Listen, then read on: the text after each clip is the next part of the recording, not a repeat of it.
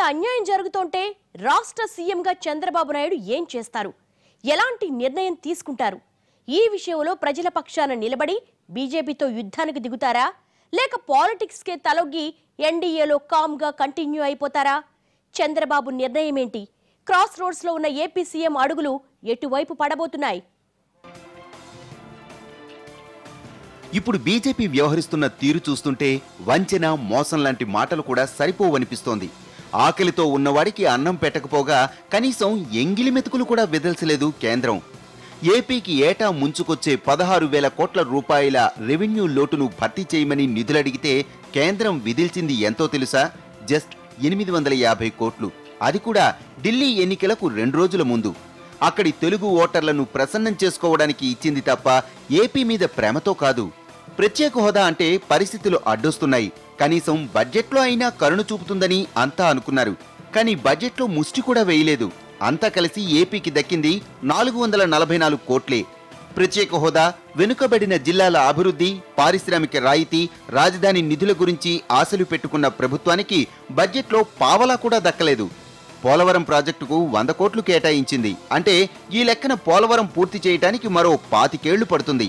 ఇదొక్కటే కాదు, విశాఖను స్మార్ట్ సిటీ చేస్తామని ప్రకటించిన ప్రధాని విశాఖ మెట్రోకి బడ్జెట్లో కేటాయించింది ఎంతో తెలుసా? ముష్టి 5.5 కోట్లు. అంటే ఆ లెక్కన మరో 50 ఏళ్లకు కానీ విశాఖలో మెట్రో పరుగులు తీయదు. ఇప్పుడువన్నీ చూస్తుంటే జనం కడుపు రగిలిపోతోంది. ఎన్నికల్లో మోడీ సహా బీజేపీ నేతలు ఇచ్చిన వాగ్దానాలు గుర్తొచ్చి గుండె మండిపోతోంది. ఎన్నికల ప్రచారంలో అరచేతిలో వైకుంఠం చూపించిన మోడీ అండ్ కో ఇప్పుడు హ్యాండ్ ఇచ్చారని ప్రజలు మండిపడుతున్నారు. కేవలం 100 కోట్ల రూపాయలు కేటాయించారంటే చాలా సిగ్గుచేయని విషయం. ఇట్లా బీజేపీ ప్రభుత్వం, ప్రధానంగా వెంకయ్యనాయుడు పూర్తిగా వైఫల్యం చెందాడు. తక్షణమే వెంకయ్యనాయుడు ఇచ్చిన మాట నిలబెట్టుకోలేదు కాబట్టి తక్షణమే రాజీనామా చేయాలా. చంద్రబాబు నాయుడు కూడా తాను ఏమి సాధించలేకపోయాడు కాబట్టి బీజేపీకి తెలుగుదేశానికి ఉన్నటువంటి ఈ అవినాభావ సంబంధానికి వెంటనే వీళ్ళంతా విడాకులు ఇచ్చుకోవాలా. విడాకులు ఇచ్చి తెలుగుదేశం పార్టీ అధినేత చంద్రబాబు నాయుడు, వాళ్ళ పార్లమెంటు సభ్యులు బీజేపీ ప్రభుత్వానికి వ్యతిరేకంగా పార్లమెంటు లోపల బయట పోరాటం సన్నద్ధమై మనకి ప్రత్యేక హోదా వచ్చేంత వరకు వీధుల్లోకి వచ్చి పోరాటం చేసి ప్రత్యేక హోదా సాధించాలా. నరేంద్ర మోడీ గారు మన తిరుపతిలో ఈ రాష్ట్రానికి భారతదేశంలో లేని రాజధాని సృష్టిస్తాం, రాజధాని లేని చేయిస్తాం అని చెప్పిన మాటలు ఈరోజు బడ్జెట్లో నీళ్ల మూటలుగా తయారైపోయాయి. ప్రజలంటే మండిపడతారు, మరి రాష్ట్రాధినేతగా చంద్రబాబు ఏం చేస్తారు? ఇంత వంచన జరుగుతున్నా తెలిసి బీజేపీతో కలిసి కంటిన్యూ అవుతారా, లేక ప్రజల పక్షాన నిలబడి కూటమి నుంచి వైదొలుగుతారా అన్న ప్రశ్నలు వినిపిస్తున్నాయి. బడ్జెట్ తర్వాత బీజేపీ వైఖరి మీద ప్రతి ఒక్కరిలోనూ మార్పు వచ్చింది. తన రెక్కలు విరిచి పైకెగరమంటున్నారంటూ చంద్రబాబు తన ఆవేదనను వ్యక్తం చేశారు. దీనిపై ఢిల్లీలోనే తేల్చుకుంటామంటున్నారు. ఆంధ్రప్రదేశ్ ప్రజానీకం కాంగ్రెస్ పార్టీని చిత్తుగా ఓడించి, అదే మరి ఎన్డీఏ ఎవరైతే ఉన్నాం మమ్మల్ని ఆ రోజు ఆశీర్వదించారు, మమ్మల్ని మాకందరికి ఓట్లు వేశారు, ఒక హోప్ పెట్టుకున్నారు ఈ కాంబినేషన్ మాకు న్యాయం చేస్తుందని. అయితే ఏదైతే ఆ రోజు ఒక నమ్మకం పెట్టుకున్నారో ఈరోజు ఆ నమ్మకాలన్నీ కూడా పోయే పరిస్థితి వస్తున్న ఈ 2-3 నిర్ణయాలు చూసిన తర్వాత కడాన ఈ బడ్జెట్ చూస్తే మొత్తం అనిపిస్తుంది రాష్ట్రం రెక్కలు తెగిపోయే పరిస్థితి కనిపిస్తూ ఉంది. ఇప్పుడు ఎగరమంటారు, రెక్కలు తెగ్గొట్టి ఎత్తెగరతారండి. అందుకని బడ్జెట్లో పెట్టింది 100 కోట్ల రూపాయలు పెట్టారు. 100 కోట్లతో ఎన్ని సంవత్సరాలకు పూర్తవుతుందో నాకైతే అర్థం కావడం లేదు. ఇరిగేషన్లోనే డబ్బులు లేవు, ఏఐబిపి డబ్బులు లేవు, పెట్టింది పోలవరానికి 100 కోట్లు పెట్టారు. అంటే ఏదైతే అక్కడ ప్రజానీకం ఆశలు పెట్టుకున్నారో కనీసం 5 సంవత్సరాల్లో మనం ఎన్నుకున్న ప్రభుత్వాలు 2 ఉన్నాయి. రాష్ట్ర ప్రభుత్వం, కేంద్ర ప్రభుత్వం మనం ఎన్నుకున్నాం కంబైన్డ్గా. ఈరోజు మనకు న్యాయం జరుగుతుందనుకుంటే ఇప్పుడు వాళ్ళ ఆశలపైన నీళ్లు జల్లే పరిస్థితికి వచ్చింది. ఇది చూసిన తర్వాత నిరాశ, నిస్పృహలు వచ్చే పరిస్థితి వచ్చింది. కానీ ఏం తెలుసుకుంటారన్నదే ఇప్పుడు అందరిలోనూ వినిపిస్తున్న ప్రశ్న. మరోసారి ఢిల్లీ వెళ్లి తమ గోడు వెళ్లబోసుకుంటారా, లేక తాడో పేడో తేల్చుకొని సరైన నిర్ణయం తీసుకుంటారా అన్నదే ఇప్పుడు $1 మిలియన్ క్వశ్చన్. బడ్జెట్ తర్వాత కేంద్ర ప్రభుత్వం మీద ప్రజల్లోనూ నిరసనలు మిన్నంటుతున్నాయి. చంద్రబాబు సరైన నిర్ణయం తీసుకోవాలన్న డిమాండ్స్ వినిపిస్తున్నాయి. ఇప్పటికైనా స్పందించి సరైన నిర్ణయం తీసుకోవాలని ప్రతిపక్షాలు కూడా ఒత్తిడి తెస్తున్నాయి. రాష్ట్రంలో పార్లమెంట్ సమావేశం జరిగేటప్పుడు గతంలో రాజశేఖర రెడ్డి గారు ముఖ్యమంత్రి ఉన్నప్పుడు కానీ ఇదే చంద్రబాబు ముఖ్యమంత్రి ఉన్నప్పుడు అన్ని పార్టీల ఎంపీలను పిలిచి సమావేశం వేసి రాష్ట్రం యొక్క అవసరాలు ఇవి కేంద్రంతో మాట్లాడండి చెప్పే సాంప్రదాయం, ఆ సాంప్రదాయాన్ని తిరోగతి ఇచ్చి చంద్రబాబు నాయుడు గారు ఓన్లీ తన ఎంపీలు కూర్చోబెట్టుకొని బీజేపీతో స్నేహంగా ఉండని హితోపదేశం చేశారు. ఈ రకంగా చేస్తే రాష్ట్రానికి రావాల్సిన నిధులు వస్తాయా? రెండోది, ఈరోజు రాష్ట్రానికి అన్యాయం జరిగిందని క్లియర్ అయిపోయింది. అయిపోయినప్పుడు గౌరవ ముఖ్యమంత్రి చేయాల్సిన పని ఏంటి? ఇమీడియట్గా ప్రతిపక్ష నాయకుడితో మాట్లాడాలి. అన్ని రాజకీయ పార్టీలతో సమావేశం వేయాలి. సమావేశం వేసి రాష్ట్రానికి జరుగుతున్న అన్యాయాన్ని వాళ్ళకి ఎలాబరేట్ చేసి ప్రతిపక్ష నాయకుడిని కాన్ఫరెన్స్లో తీసుకొని అవసరమైతే వాళ్ళందరినీ తీసుకెళ్లి ఢిల్లీలో ప్రధానమంత్రితో మాట్లాడడం మానేసి ప్రజలు ప్రతిపక్షాల్లోనే కాదు బడ్జెట్ కేటాయింపులపై టీడీపీలో కూడా నిరసనలు మిన్నంటుతున్నాయి. కేంద్రం ఇలాగే ప్రవర్తిస్తే మరోసారి తెలుగు ఆత్మగౌరవ నినాదం అందుకోవాల్సి ఉంటుందంటూ బాలకృష్ణ తీవ్రంగా స్పందించారు. ఎంతో నిర్లక్ష్య వైఖరి చూపించారు వాళ్ళు.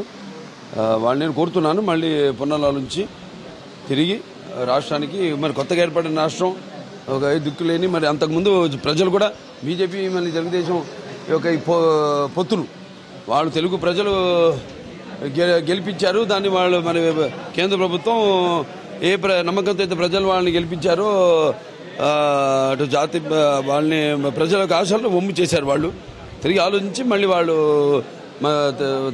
తగు ప్రాధాన్యత అన్ని రంగాల్లోనూ మన ఆంధ్ర రాష్ట్రానికి ఇవ్వాలని మనస్ఫూర్తిగా వారిని కోరుకుంటున్నాను.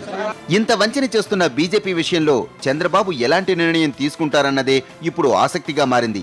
ఒకవేళ ప్రజల పక్షాన నిలబడి ఎన్డీఏ కూటమి నుంచి వైదొలిగితే బాబుకు ప్రజల్లో క్రేజ్ పెరుగుతుంది, పొలిటికల్ మైలేజీ దక్కుతుంది. కానీ కేంద్రం నుంచి మాత్రం రూపాయి నిధులు కూడా అదనంగా దక్కవు. కూటమిలో కలిసి ఉన్నప్పుడే కష్టాల్ని పట్టించుకొని కేంద్రం వైరం పెట్టుకుని విడిపోయాక నిధులిస్తుందనుకోవటం అపోహే అవుతుంది. మరి అడ్మినిస్ట్రేషన్లో అపర చాణుక్యుడిగా పేరు తెచ్చుకున్న చంద్రబాబు ఆ ఇబ్బందిని ఎలా అధిగమిస్తారన్నది ప్రశ్నే. అయినా ఇప్పుడున్న పరిస్థితుల్లో జనంలో స్టామినా పెరగాలంటే బాబు ఎన్డీఏకు గుడ్ బై చెప్పడమే మంచిదన్న అభిప్రాయాలు వినిపిస్తున్నాయి. హైదరాబాద్ ఎన్నికల్లో తన సత్తాను చాటుకోవాలంటే ఇవాళ తెలుగుదేశం పార్టీ కంటే టీఆర్ఎస్ పార్టీ చాలా బలమైన పునాదులు కలిగి ఉన్న పార్టీగా ఇవాళ ఉంది. కాబట్టి గ్రేటర్ హైదరాబాద్లో ఉన్న వాళ్ళంతా కూడా ప్రధానంగా టీఆర్ఎస్ పార్టీలో అధికార పార్టీలో జాయిన్ అవుతున్నారు. కాబట్టి ఇప్పుడు చంద్రబాబు అవసరం ఆయనకు లేనట్టుగా, మోడీకి లేనట్టుగా, బీజేపీకి లేనట్టుగా మనకు కనపడుతుంది. ఆ వ్యూహంలో భాగంగా ఆంధ్రప్రదేశ్కి ఏవైతే హామీలు ఇచ్చేదో, ముఖ్యంగా ప్రత్యేక హోదా, క్యాపిటల్కి సంబంధించి కొన్ని 5,000 కోట్ల రూపాయల క్యాపిటల్ ప్యాకేజ్ కానీ, లేదంటే 16,000 కోట్ల రూపాయలు పోలవరం ప్రాజెక్టు కానీ ఇవేం కేటాయించకుండా కేవలము పుట్టి చేతులు ఇటు క్యాపిటల్కు ఇటు పోలవరానికి 100 కోట్లు కేటాయించి చేతులు దుప్పుకోవడము, అట్లాగే ప్రత్యేక హోదా గురించి అసలు మాట్లాడకపోవడము, ఇది ఖచ్చితంగా తెలుగుదేశాన్ని పొమ్మనలేక పొగపెట్టే కార్యక్రమం మొదలుపెట్టినట్టుగా మనకు కనిపిస్తుంది. ఒకవేళ చంద్రబాబు ఎన్డీఏ నుంచి వైదొలిగితే నిధులు అన్నది కల్లో మాటే అయిపోతుంది. మరి నిధుల కోసమైనా కేంద్రాన్ని బుజ్జగించి సాధిద్దామన్న ధోరణిలో ఇంకా ఎన్డీఏతో కలిసి వెళితే ప్రజల్లో ఆత్మగౌరవం తగ్గిపోతుంది. చంద్రబాబు తన పాలిటిక్స్ కోసం ప్రజల్ని కూడా బలిపెట్టాడన్న అపవాదు మోయాల్సి వస్తుంది. కేవలం రాజకీయ ప్రయోజనాల కోసమే చూసుకున్నాడని, రాష్ట్రం ఏమైపోయినా పట్టించుకోలేదన్న నిందలు భరించాల్సి వస్తుంది. విడిపోయే సమయంలో కేంద్రంలో ప్రతిపక్షంలో ఉన్నటువంటి బీజేపీ పార్టీ ఆ రోజు మన రాష్ట్రానికి 10 సంవత్సరాలు ప్రత్యేక స్వయం ప్రతిపత్తి కావాలని కోరడం జరిగింది. కాబట్టి ఆ రోజు రాజ్యసభలో ఏదైతే వాళ్ళు చెప్పడం జరిగిందో దాన్ని ఖచ్చితంగా నిలబెట్టుకుని, ఆ మాటను నిలబెట్టుకునేంత వరకు కూడా తెలుగుదేశం పార్టీ ఖచ్చితంగా ఆందోళన చేయవలసిందిగా మేమందరం కూడా డిమాండ్ చేయడం జరుగుతుంది. వాళ్ళ మిత్రపక్షమైనంత మాత్రాన వాళ్ళు దాంట్లో రాజీ పడాల్సిన అవసరం లేదు. ఇప్పుడు రాష్ట్రానికి ప్రత్యేక హోదా, లేకపోతే బడ్జెట్లో నిధులు, లేకపోతే ప్రోత్సాహకాలు, ఇన్సెంటివ్స్, ప్రత్యేక కేటాయింపులు, ఈ అంశాల గురించి గత సంవత్సరం ఇదే రోజుల్లో కేంద్రంలో రాష్ట్ర పునర్విభజన బిల్లు పెట్టినప్పుడు రాజ్యసభలో హామీ ఇచ్చినారు నాటి ప్రధానమంత్రి. ఆ రోజున ప్రధానమంత్రితో పాటు ఆ సభలో ప్రతిపక్షంగా ఉన్న బీజేపీ కానీ, లేకపోతే అధికార పక్షంలో ఉన్న కాంగ్రెస్ కానీ, మిగతా పక్షాలన్నీ ఆమోదం తెలిపినాయి.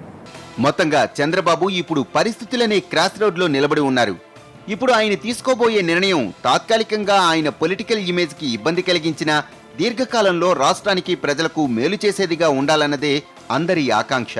కానీ ఈ విషయంలో తుది నిర్ణయం మాత్రం చంద్రబాబుదే. మరి ఆయన ప్రజల వైపు అడుగులేస్తారో, పాలిటిక్స్ వైపే చూస్తారో ప్రస్తుతానికి చెప్పలేం. కేంద్రంతో తాడో పేడో తేల్చుకుంటారా, కంటిన్యూ అవుతారా? బ్రేక్ తర్వాత చూద్దాం.